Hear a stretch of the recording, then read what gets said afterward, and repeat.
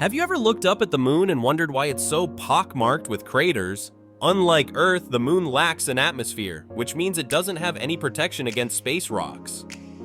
When asteroids and meteoroids slam into its surface, they leave behind deep craters that don't go anywhere.